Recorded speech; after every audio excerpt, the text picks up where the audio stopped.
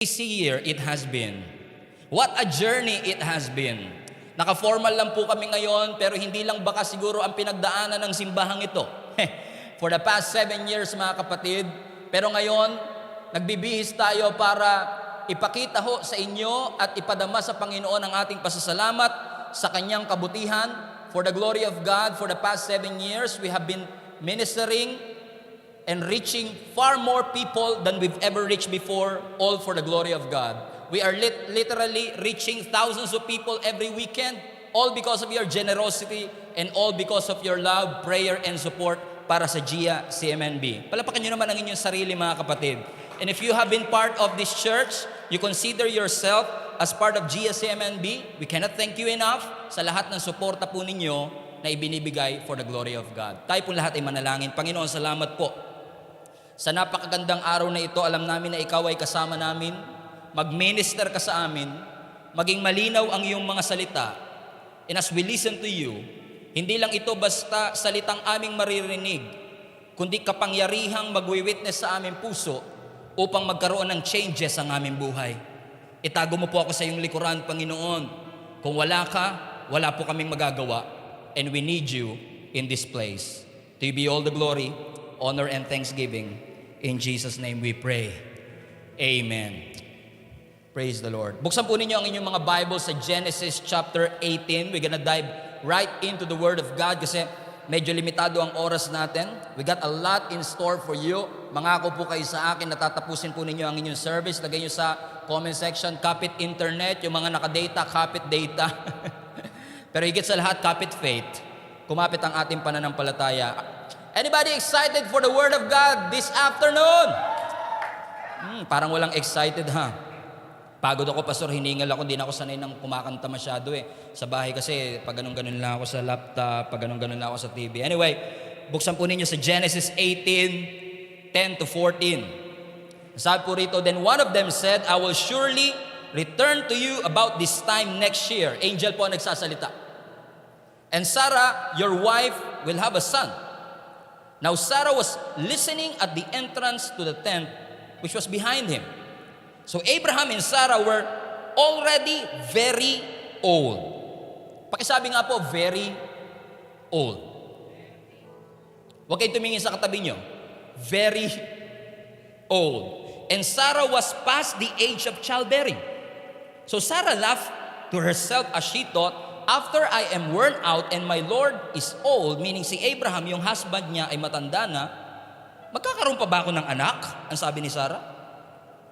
Verse 13, then the Lord said to Abraham, bakit tumawa si Sarah? Why did Sarah laugh? And say, will I really have a child now that I am old? And then the angel said something profound, mga kapatid. Ang sabi ng verse 14, is anything too hard for the Lord? I will return to you at the appointed time next year. I shall return. And Sarah will have a son. We all know the story about the issue of Abraham and Sarah na hindi po sila magkaanak. At the age of 89, bumalik ang angel para i-reassure sila na ang pangako ng Diyos ay hindi niya nakakalimutan. Pero si Sarah natawa, at sabi ng angel, meron bang bagay na mahirap para sa Panginoon? I'd like to talk to you about on this subject, nothing is too hard for the Lord. Alam nyo mga kapatid, title pa lang, alam ko nakakapag-minister na sa bawat isa sa atin. Hindi na natin kailangan i-expound pa ito kasi lahat tayo will agree na totoong walang mahirap sa ating Panginoon. Our God is infinite. Pag sinabi mong infinite, ibig sabihin niyan walang limit. Ang Diyos natin, walang limitations. Tayo meron. Pag sinabi mong infinite God, pinagsama-sama mo yung tatlong karakteristik. Ano yun? All-powerful, omnipotent, omniscient, and omnipresent. Ulitin ko po ulit. Pag sinabi mong God is infinite, sinasabi mo that God is omniscient, God is omnipotent, and God is omnipresent. Omnipresent rather. Ibig sabihin, God is all-powerful, God is all-knowing, and God is all-capable. In other words, there is no limit to what God can do. Walang limitasyon ang kayang gawin ng ating Panginoon sa bawat isa sa atin. Ang sabi nga ng isang Psalms, "Great is our Lord, and mighty in power, for His understanding has no limit." Ang Diyos natin, walang limitasyon pagdating sa Kanyang kapangyarihan. Siya ang Diyos na naglagay ng stars in the sky. Think about this. God placed the stars in the sky, and imagine the power of just one star. Just one star. Imagine niyo ang kakayanan ng isang star lang. Pero ang sabi ng Scripture, our God, listen to me, the God that we serve, the God that you serve, place that stars, hindi lang isa, place that stars in the sky. Imagine the intelligence of God. Imagine the design of the universe, how powerful our Lord God is. In other words, God's power and wisdom are beyond our comprehension. Kahit gaano po tayo katalino, kahit mas marami pa po kayong degree kesa sa thermometer.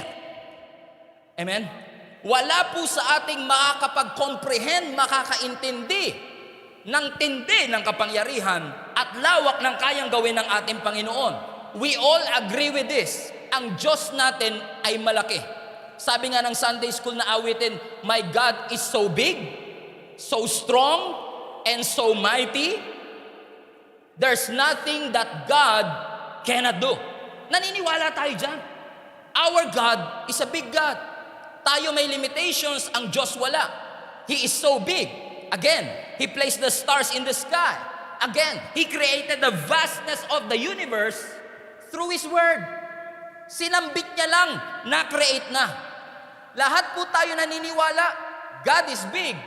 Pero pagdating sa kayang gawin ng Diyos sa atin, may doubt tayo. Ulitin ko po uli. Pagdating sa stars, pagdating sa universe, lahat tayo agree si Lord nag-create niya. Lahat tayo agree na si Lord ang nagsusustain niyan. Pero bakit pagdating sa kayang gawin ng Lord sa iyo, sa ating simbahan, "Pastor, parang hindi ko yata kaya yan. Parang masyado yata itong mabigat. No, I can't do that. Pastor, parang it's too difficult." Pero tingnan niyo yung binasa natin sa Scripture. Sa Genesis 18, si Sarah at the age of 89, ang sabi ng anghel sa kanya, "Is there anything too hard for your God?" Alam ko, 89 years old ka na. Alam kong baog ka pa. Pero meron bang hindi makapangyayari sa ating Panginoon? Alam niyo, ang gustong-gusto ko sa Diyos, ang Diyos kapag nagpala, ang Diyos kapag nangako, hindi lang beyond our expectation. Ang Diyos kapag nangako, far beyond our expectation. Nung nangako siya kay Sarah, na sabi niya magkakaanak, kung ipinangako yan sa akin, beyond my expectation. Pero kung ipapangako mo sa 89 years old, far beyond your expectation, tapos baog pa, at the age of 89, sa Numbers 11, no ang mga Israelites ay humihingi ng meat to eat dahil wala silang makaing karne sa desert, ang sabi ng Panginoon, ang kamay ba ng Diyos ay masyadong maikse para sa inyo? No, ang kamay ng Diyos ay hindi maikse. Ang tenga ng Diyos ay hindi bingi. Ang Diyos ay malaki at makapangyarihan. Kung ikaw man, kapatid, ay dumaranas, nakaka-encounter at nasa harap ng imposibleng sitwasyon ng iyong buhay. Ulitin ko po uli, kapag may imposibleng sitwasyon sa iyong buhay, it sets the stage for God to show up. Kapag may imposibleng sitwasyon sa iyong buhay, para ka nagpe-prepare ng stage para kay Lord, para ipakita niya sa iyo kung gaano siya makapangyarihan. In impossible situations, we realize, mga kapatid, kung sino ang totoong Diyos at kung sino ang hindi totoong Diyos. Hallelujah, praise God. Come on, do you agree with what I'm saying, mga kapatid? Kung ikaw ay may marital issues, kung ikaw ay may financial issues, kung ikaw ay na-diagnose na positive sa coronavirus, maaaring sasabihin mo, "Pastor, wala na yatang pag-asa. Pastor, parang hindi ko na yata kayang pagdaanan at pagtagumpayan." But let me introduce to you or remind you once again, God has the power to protect you. God has the power to provide. God has the power to heal. God has the power to restore. God has the power to redeem. God has the power to accelerate. God has the power to heal you, to accelerate things, to protect and provide for you. But the question is, do you have the faith to believe? Do you have the faith to believe? Because hindi na question dito ang kapangyarihan ng Diyos. Nothing is too difficult for our God. But the question is, do you have faith? Or maybe the best thing you can do is ask yourself, do I have enough faith? Do I have faith? Why is faith very important? Why is faith very important? Nabanggit ko na to sa isang preaching. Sabi ko, faith is a non-negotiable Christian arsenal. Pag Kristiyano ka, hindi pwedeng walang faith. We cannot talk Christianity without talking about faith. In fact, we are saved by faith in the first place. The Old and the New Testament is very clear. The just shall live by... di yata nyo alam yung verse na yun. The just shall live by faith. Ibig sabihin, without faith, sabi rin ng Scripture, it is impossible to please God. Watch this. And without faith, it is impossible to have God. Pag walang faith, para ka nilang walang Diyos. Faith is powerful. Faith is potent. That the Bible says, listen to this, a mustard seed kind of faith can move a mountain-sized challenge. Kahit maliit lang ang ating pananampalataya, kaya makapagpamove ng matitinding problema. In other words, kung meron kang pananampalataya, may power din ng Diyos para i-perform ang mga bagay na pinapanampalatayanan natin. Alam niyo ba mga kapatid, in case hindi niyo pa alam, na maraming kayang gawin ng isang Kristiyano kung meron lang siyang confidence sa kakayanan ng Diyos? Tignan niyo ang Hebrews 11:33. Pagkatapos ipakita ang lahat ng heroes of faith, ang sabi rito, sa verse 32, and what more shall I say? I do not have time to tell about Gideon. We all know these guys. Barak, Samson, Jephthah, about David and Samuel and the prophets. Look at this, verse 33. Ito mga tao na ito, who through faith. Lagay nyo nga sa comment section, through faith. Sa Tagalog, sa pamamagitan ng pananampalataya. Look at this, si Samuel, si David, si Jephthah, si Samson. Through faith, they conquered kingdoms. Through faith, they administered justice. Through faith, they gained what was promised. Through faith, they shut the mouths of the lion. Through faith, quenched the fury of the flames. Through faith, escaped the edge of the sword, whose weakness was turned into strength through faith. And through faith, became powerful in battle and routed foreign armies. Ano ang common denominator? Through faith. Ibig sabihin, ang mga kwentong ito imposible, but through faith, they succeed. So, it's not a question of God's power. It's a question of our faith. Do we have the faith to believe? So listen guys, when the impossible situation calls, kung nakakaranas tayo ng sakit na walang makapagpagaling, kung tayo ay nalubog sa utang na hindi natin alam kung paano babayaran, anong magiging response mo? Faith or fear? Because your response matters. Leave that in the chat. Your response matters. Say it like Community Church. Your response matters. Kapag na-diagnose ka ng doktor na may COVID-19, anong response mo? Faith or fear? Kasi yung magkaroon ka ng faith sa komportabling sitwasyon, normal. Pero yung magkaroon ka ng faith sa crisis, magkaroon ka ng Christ sa crisis, yun ang hindi normal. Kaya nga yung sinasabi sa Hebrews 11, matitindi to. Sinubukan silang pabagsakin ng kaaway, but through faith they succeed. Hindi nyo po ba napapansin mga kapatid, habang tumatagal si Satan, double time sa pagdi-discourage sa inyo? Come on, talk to me guys, talk to me guys, talk to me in the chat. Amen, is this making sense? Napapansin nyo ba si Satan, double time din siya sa pagdi-discourage sa atin? So, now, tanungin mo sarili mo, kung si Satan nagdo-double time para ikaw ay i-discourage, bakit? Anong nakikita ni Satan sa'yo? Bakit kailangan kanyang i-discourage? Nagpa-discourage ka naman. Bakit kailangan kanyang dayain? Nagpadaya ka naman. Anong nakikita? Kasi alam ni Satan, kapag yung faith na yan ay lumaki, kapag yung faith na yan ay naka-anchor sa kakayanan ng ating Panginoon, anything is possible. Ano kayang nakikita ni Satan sa atin? Bakit niya tayo pinipigilan? Bakit kaya nung panahon ng COVID-19, ang daming na-shake sa atin, ang dami niyang tinanggal sa atin, at napansin niyo ba, sinishake talaga yung mga bagay na walang eternal value? At na-realize natin na oo, magandang may building, pero ang church is not about the building. Na-realize natin na oo, maganda na meron tayo spiritual life, pero na-realize natin iba yung may kasama ka, kapatid, kaibigan, hanggat ako humihinga, may kasama ka.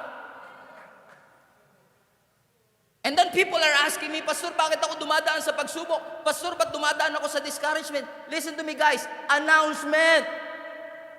Kung wala ka sa battle, mas maging concerned ka. If you're not in the battle, you should start to be concerned. Kasi kapag wala ka ng battle, baka kakampi mo na yung kaaway natin. Kung masyado ka ng komportable sa iyong trabaho, kung masyado ka ng komportable sa iyong ministry, you should start to be concerned. Ang aking goal, mga kapatid, ang lagi kong pinapanalangin sa Panginoon nung dumating itong pandemic na ito, Lord, do not allow GSCMNB just to go through it.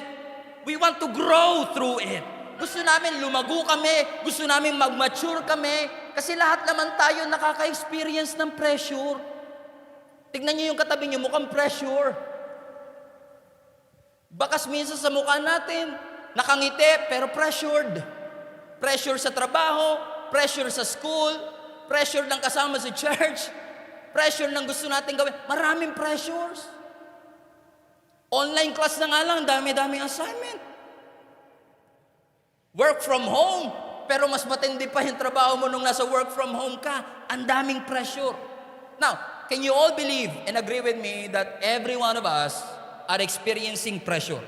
Ang daming ginagawa, hindi sapat ang oras, ang daming kailangan accomplish, mga presentation na kailangan ipasa in all of that, mga desisyon na kailangan natin gawin, mga tough conversations na kailangan natin kausapin in all of that. Ang daming pressure sa ating buhay. Pero napansin nyo ba? Pag may bagong blessing, may bagong pressure din. Bagong bahay, bagong pressure. Bagong baby, bagong pressure. Bagong promotion, bagong pressure. Kasama talaga ang pressure sa buhay. Ito nga lagi ko sinasabi, buti sana kung yung pressure, Pastor, pinagpapaalam muna sa amin kung kaya ba namin o hindi. Ngayon kasi hindi na pwede yung magpamasahe. Ewan ko kung meron ng masahe ngayon, ano? Pero nung wala pa, okay, sayang naman. Okay? Nung wala pa kasi, pag nagpapamasahe kami ni Jenny, naaalala ko, nakwento ko na rin sa inyo to, bago ka masahihin ng masahista, tatanungin muna niya, Sir, anong pressure? Hard or soft? Kasi ayaw niya namang pindutin ka niya ng pindutin na masasaktan ka, pumunta ka nga doon para makapagpatanggal ng pagod, pilay ka naman paglabas. Kaya tinatanong ka ng masahista, hallelujah, okay, anong pressure, sir, ang kaya mo? Alam mo sa buhay, kung may tanong lang, yung teacher mo, tatanungin ka, okay class, attendance muna tayo. Robin, anong pressure gusto mo? Soft lang. Marami akong problema ngayon, ma'am. Buti sana kung tinatanong tayo. But the thing is that, hindi tayo tinatanong. Pero alam nyo, marami mang pressure, marami mang pinagdadaanan, marami mang struggle. Look at this. Kahit maraming struggle and pressure sa ating buhay, may pangako ang Diyos na pwede ka pa rin mag-flourish in the midst of pressure, in the midst of heat. Flourish, fruitful. Salamat sa Lord na kahit may COVID, kayang mag-flourish ng GSMNB. Kahit may COVID, kayang mag-flourish ng ating mga family. Pangako ng Lord yan eh. Ano ang sabi ng Psalms 92? The righteous shall flourish like a palm tree. He shall grow. Come on somebody.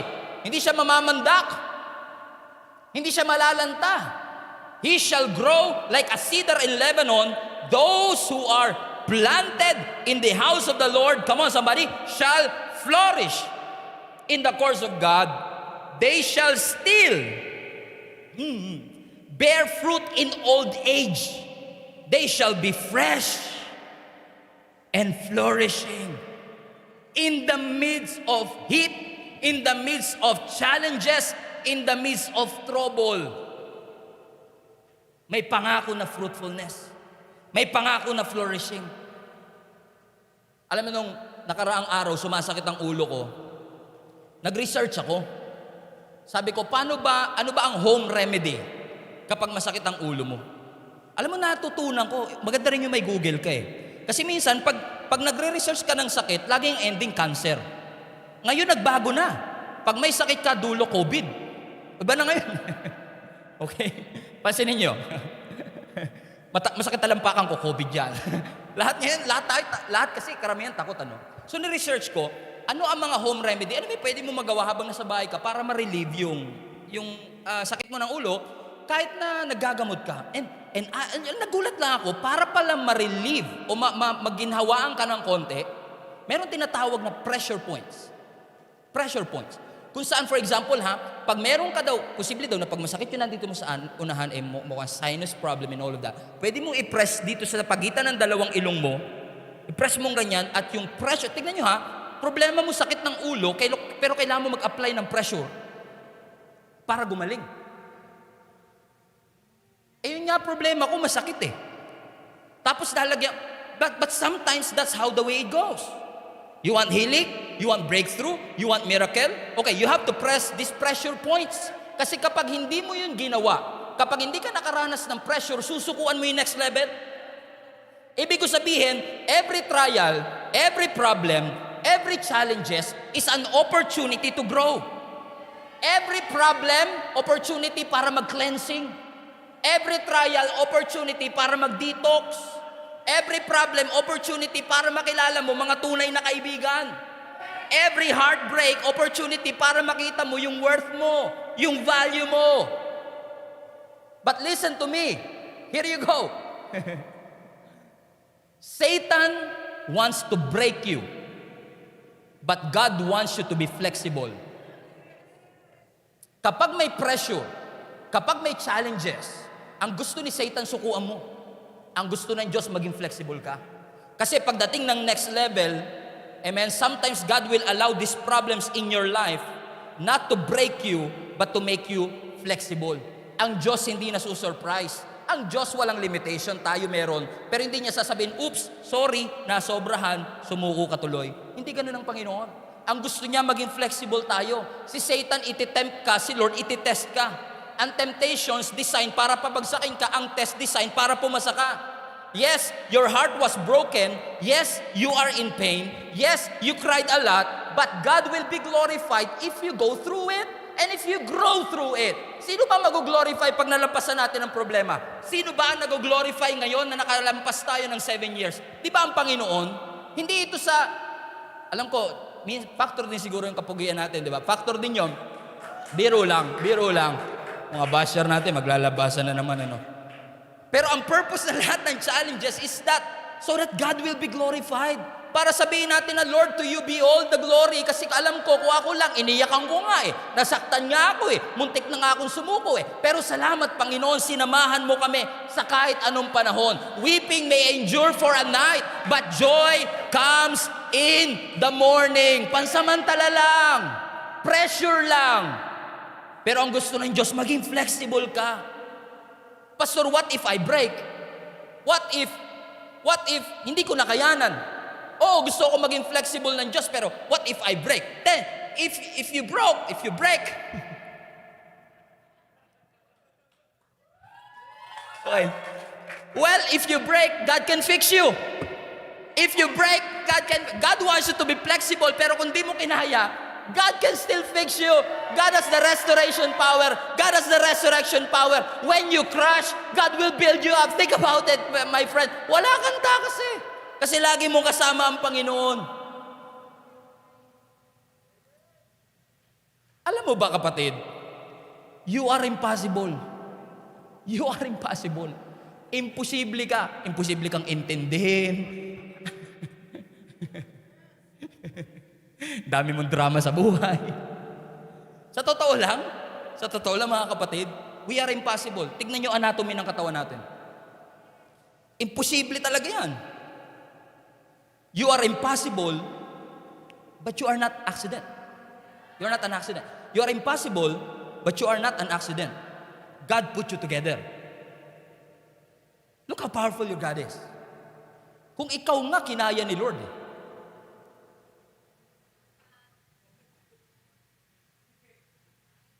Kalabitin mo katabi mo, he's talking about you now. Ikaw kausap ngayon. Balik lang tayo. We have limitations. Imposible nga tayo. Hindi tayo aksidente, but God put us together. We have limitations, pero ang Diyos natin infinite. Ikaw bumabagsak sa pressure. Ikaw bumabagsak minsan sa test. Bumabagsak sa temptation. Clear? Lahat tayo bumabagsak. Taas kamay ng lahat ng bumagsak na. Lahat ng na-heartbroken. Kala ko pa naman, ako lang, lahat naman pala tayo eh. Listen to this. May mahirap ba sa'yo?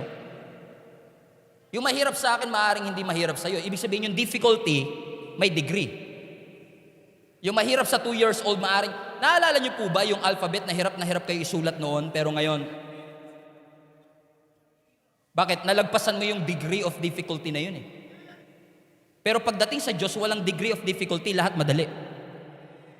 Everything is easy to Him. Kaya ang tanong ko, lahat madali kay Lord, sa'yo hindi. But do you have the faith to believe that nothing is too hard for our God?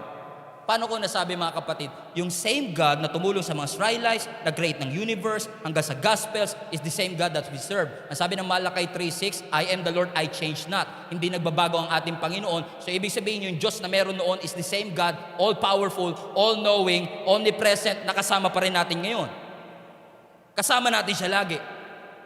But do you have the faith to believe? Anong common denominator? I will close with this. Anong common denominator ng woman with the issue of the blood, 10 lepers, saka ni blind Bartimaeus? Anong common sa tatlong ito? Yung woman with the issue of the blood, 10 lepers, saka blind Bartimaeus. Alam niyo ang common sa kanilang tatlo? Nung sila'y pinagaling, ang sabi ng Panginoon sa kanila, your faith has made you well. Yun ang common sa kanilang tatlo. After the healing, dahil sa inyong pananampalataya, ang sabi ni Jesus, amen, kayo ay pinagaling. I-highlight ko lang yung isang story bago ko i-emphasize what I'm trying to say here. Ang sabi ng Luke chapter 8, a woman in the crowd had suffered for 12 years with constant bleeding, and she could find no cure. Coming up behind Jesus, she touched the fringe of His robe. Immediately, the bleeding stopped. Hallelujah for that. Hindi kayo makapalakpak kasi hindi naman kayo yun, no? Okay. Ang sabi ni Jesus, verse 45, who touched me? Jesus asked. Everyone denied it. And Peter said, Master, the whole crowd is pressing up against you. But Jesus said, someone deliberately, someone intentionally, someone really wants to touch me. May desperada. For I felt healing power going out from me. When the woman realized that she could not stay hidden, she began to tremble and fell to her knees in front of him. The whole crowd heard her explain why she had touched him and not been immediately healed. And then last part, sabi doon, daughter, your faith, come on, has made you well. Go in peace. We all know this story. 12 years, may problema, pero nung narinig niya ang patungkol kay Jesus, nilapitan niya. Listen. She fought her way to touch the garment of Jesus Christ. Nung hinawakan niya ang damit ni Jesus, ang sabi ni Jesus, sinong humawak sa akin? Ang sabi ng mga disciples, ang daming tao. Listen guys, iba kasi yung bumangga sa humawak. Maraming bumabangga, pero isa lang yung humawak. Ano ibig sabihin? Lahat nandun, binabangga si Jesus, curious, pero may isa kailangan na kagalingan. Humawak sa laylayin. Ang tawag doon touch of faith. He touched it. Kaya ang sabi ni Jesus, your faith has made you well. Ibig sabihin, she believed. She expect things will change. So, when she released her faith, Jesus released His power. Kaya nga sabi niya, your faith has made you well. Now, clarify ko lang. Hindi power of faith ang nakapagpagaling sa babae. Power of God. Pero yung faith niya activated the power of God. Anong ibig ko sabihin mga kapatid? Bakit to relatable sa ating lahat? Simple lang. Pag sinabi ng Lord sa Bible na your faith has made you well, ibig sabihin ang Diyos pala nagre-respond sa faith natin. Ay, ewan ko lang. Muntik na ako maiyak nung nireveal ng Lord sa akin yun eh. Eh sabi ko, Lord, kahit anong hingin ko, base sa aking pananampalataya, pwede kang mag-response? Financial, relational, problem, nagre-response ka? Kaya ang sabi, your faith has made, ano ibig sabihin ni Lord dito? Your confidence in me made you well. Dahil confident ka na mapapagaling kita, confident ka na maiaawang kita, confident ka sa kapangyarihan, hindi sa pananampalataya mo ha, kundi sa kapangyarihan ng Diyos. Confident ka na kaya kang isalba. Ang answer maaring hindi ngayon, ang miracle maaring hindi ngayon, pero ang faith kailangan ngayon. Now, Hebrews 11, faith is the substance of things we hope for. Saan nyo gustong mas maalala? Sa fear or sa faith? What is your response when things are not going well with your life? Kilala natin si Job. Kilala natin si Daniel. Kilala natin si Moses. Parang hindi nyo kilala ha. Kilala natin si David. Anong naaalala nyo kapag si Daniel? Lions din. Anong naaalala nyo kapag David? David and Goliath. Anong naaalala nyo kapag kay Job? Nawala ang lahat. Pag Daniel Padilla, nasa kanya na ang lahat.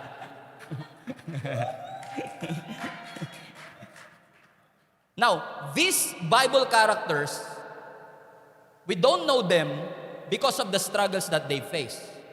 It's more than that. Hinahangaan natin sila because of how they respond with the situations in their life.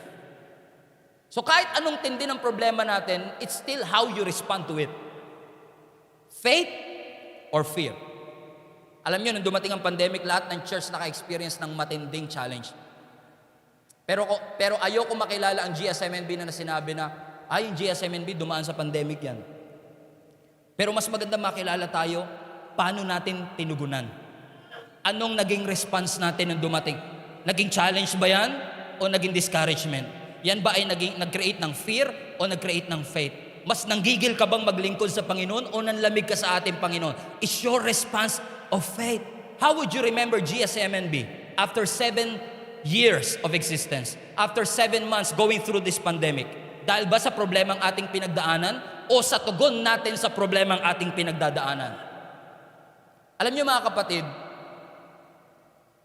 walang masamang maging optimistic. Yung bang, halimbawa, okay din yan. Gagaling ka din. May lagnat ka, di ba? Lalamig ka din. May ubo ka. Lalabas din yung plema niyan. Alam mo, ang tawag doon, optimism. Okay? Ang optimism, hindi faith. Kasi ang optimism, sabi niya, gagaling din yan. Pero ang faith sinasabi, dahil sa Diyos, gagaling ka. Yun ang kaibahan ng faith. Ang faith may angkor. May pinag-uugutan. Ang optimism, bahala na. Gagaling ka rin. Umaasa ako, gagaling ka. Yun ang optimism. Okay? Pero ang faith may angkla. Ang optimism, hindi siya faith. Faith makes you optimistic, but optimism is not faith. Lalim nun, Pastor. Grabe, kahit ako na, pa-take notes ako dun Faith is not optimistic. Amen? But optimism is not faith. Faith makes you optimistic rather. Amen? But optimism is not faith. Again, pag sinabi mong optimism, makakaahon din tayo sa pagkakautang. Pero ang faith, dahil sa Diyos, makakaahon tayo sa pagkakautang. Yung pang, ang optimism is going to work out on their own. Pero sa faith, God is working behind the scenes. Amen? Working on my behalf, doing it for us. Kaya nga mga kapatid, ang challenge ko sa atin as we press on sa year 8, listen to me, tanggalin na natin sa vocabulary natin yung impossible, kasi alam natin na pagdating sa ating Panginoon, basta kasama natin siya, we should eliminate in our vocabulary the word impossible, because impossible is where God starts. Kapag may imposibleng sitwasyon, alam natin na may Diyos na sasama sa atin, may Diyos na kakapitan tayo, hindi lang tayo optimistic, meron tayong pananampalataya that nothing is too hard for our God. Ano ang sabi ng Ephesians 3:20? Now unto Him who is able to do, watch this, exceeding, abundantly, above, sobrang above yan, Brad. Superlative yan. Anong sinasabi sa atin mga kapatid? Actually, sa isang translation, ang sabi doon, God is able to do above and beyond. I love that. HSBC. Translation. Hindi yung bangko. Above and beyond. God, listen to this. Your God is able to do above and beyond. You settle for the natural, your God is supernatural. Gusto natin sakto lang, gusto ng Lord abundance. Yung lumpo sa Acts 3, gusto niya limos, binigay sa kanya healing. God is able to do exceedingly, abundantly, above all that we could think or imagine. When you are in trouble, God is able. Always remember that. When you are in trouble, God is able to do exceeding, abundantly. Ano ang sabi ng angel kay Sarah? Bakit ka tumatawa? Is there anything too hard for your God?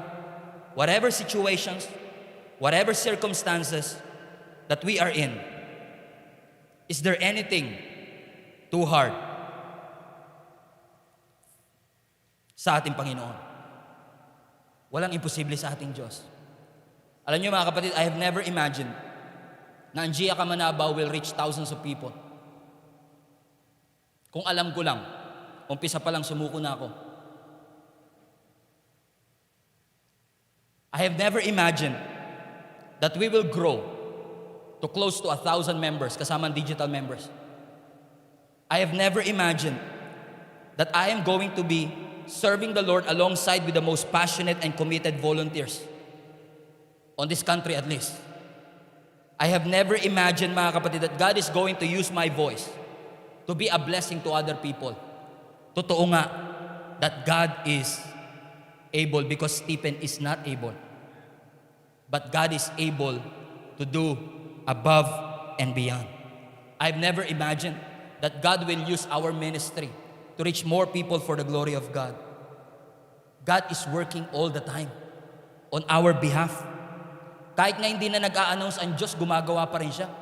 God is working even when He's not announcing. Ang Lord, hindi katulad ng mga friends mo yan sa Facebook, lahat na lang ng tulong at kilos in-announce sa Facebook. Pero ang Diyos natin, kumikilos siya kahit hindi nag-a-announce. Huwag kang susuko, kapatid. You are designed for your destiny, not for that problem that you have right now. You are designed for your destiny. Design kang maging flexible.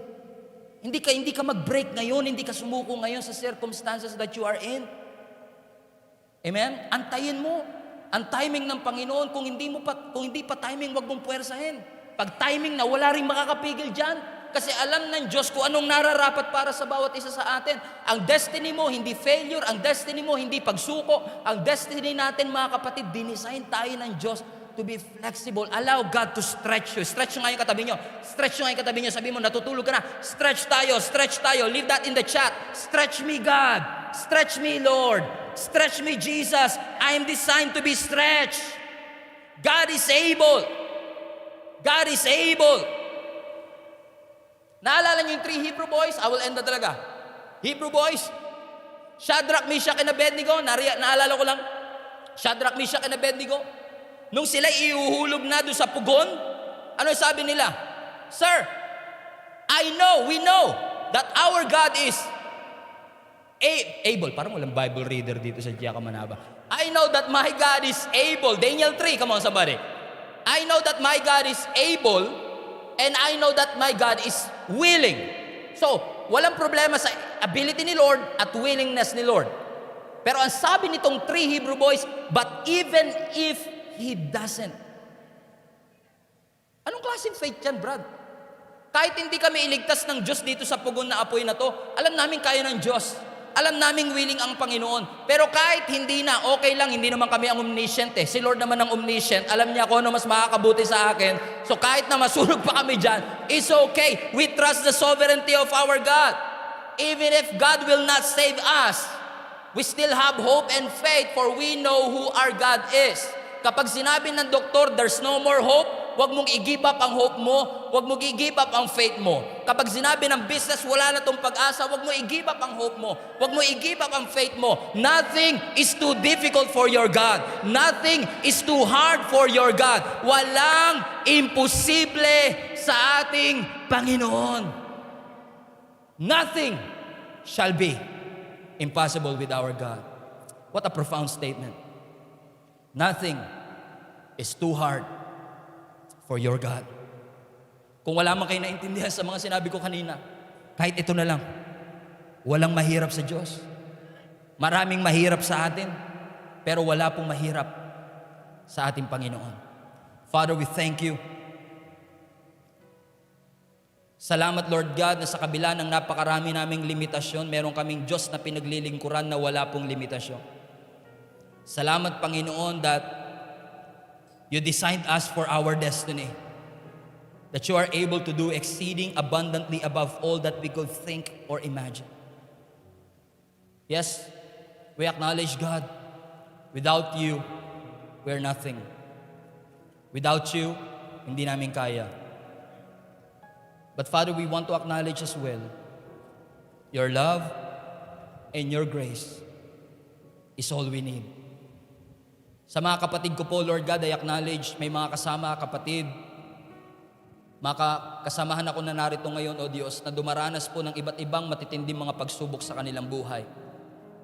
Maaring meron po narito ngayon, O God, joining us for the first time and struggling in the midst of pain, in the midst of trials and difficulty of their life. Probably one of the worst days of their lives.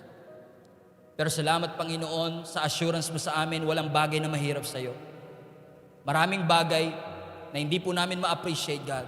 Maraming bagay na tingin namin, kaya namin pero hindi naman pala. Pero marami pong salamat, O Diyos, sa assurance mo, you are able, you are willing. But even if not, we trust na ikaw po yung omniscient. Ikaw po yung nakakaalam ng lahat ng bagay. Ikaw po, O Diyos, ang sovereign. Ang nakakaalam na mas maigi para sa bawat isa sa amin. We thank you, God. We glorify you. Thank you for everything that you have done for us. We love you. We are grateful. In Jesus' name we pray. Amen.